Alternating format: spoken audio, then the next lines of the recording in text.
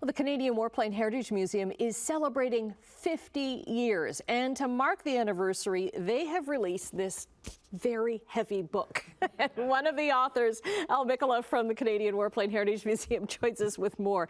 Wow, that book is heavy. Did you have to carry copies of it around before it got published? No, but it does make a great paperweight. It does, and it's a great coffee table book, and there's only 1,000 of them. So thank you for gifting me and for gifting Bob one as well. It's very special. Oh, it's our pleasure. We'll even get Tim one later. Well, he can look at mine. He'll get the paperback. So are the books out now? Yes, they're available from the gift shop at the Canadian Warplane Heritage. It's the only way you can buy them. You can come out here between Tuesday and Sunday and pick one up, or you can order it online at warplane.com. And it really, I didn't know exactly how the Warplane Heritage Museum started, but it was kind of started by two guys. So Alan Ness is the first photo that we're going to show. He was a stockbroker in Toronto. Yes, that's correct. It was Alan Ness and Dennis Bradley, and they were two float plane pilots who kept their aircraft at Toronto Island Airport. There's Dennis right there.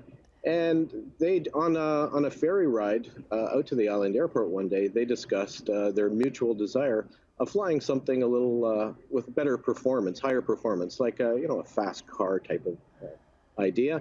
So they looked for a P-51 Mustang, a World War II aircraft. Didn't find it. They eventually ended up with this Firefly, like you see in the picture in front of you, and they decided to form a corporation called Canadian Warplane Heritage to fly this aircraft. And they restored it in Canadian markings, and so it became rather innocuously. They were just doing this for fun. They had no vision of building this great museum that we've become. Okay, and you have the building that you have now. After tragedy, there was a fire. I can't believe that it was 1993, because I remember being in the old building, but there was a fire that destroyed it in '93.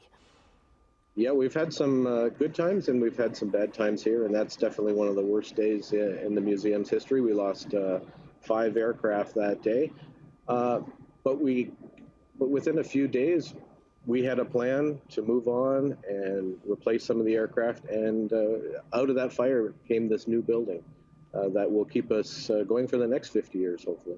Mm-hmm. And it's such a fabulous building as well. And you think about the work that's been done by volunteers, especially at the museum. And of course, the crown jewel is the Lancaster. Yeah, the volunteers are the heartbeat of this museum. There are about 40 staff now in the museum, but there have been, the only way we could have gotten this far is with all the volunteers. And being our 50th anniversary, we thought we'd like to do a reunion of all these volunteers, because there's been many generations of them. So on June 18th, we're having a homecoming and inviting all of our past members who have moved away. And right now we have about 400 members coming to this. We have members joining us from across Canada, the United States, and we have a few from England. We even have members number 4, 5, and 35 that are going to be in attendance. But we're having a little trouble reaching some of our 1970s and 1980s members, because we may have lost touch. We don't have their email address, so hopefully they'll hear this and be able to attend. We'll get it out on our socials too to help out. So what's planned for the homecoming event? Is it an open house and a meet and greet, or is there a dinner? What's going to happen? It's actually a fairly casual event. It's you do have to buy a ticket, very minimal charge, and it's a social night. We're just having a barbecue.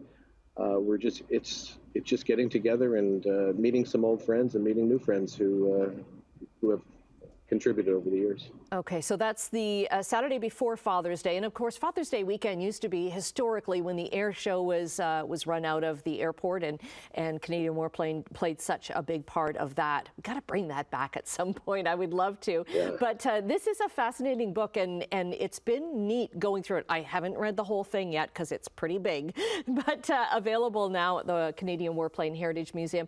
Al, always a pleasure to chat with you, and we'll get those socials up and hopefully get a lot more people coming for homecoming on June 18th. Thank you, Annette.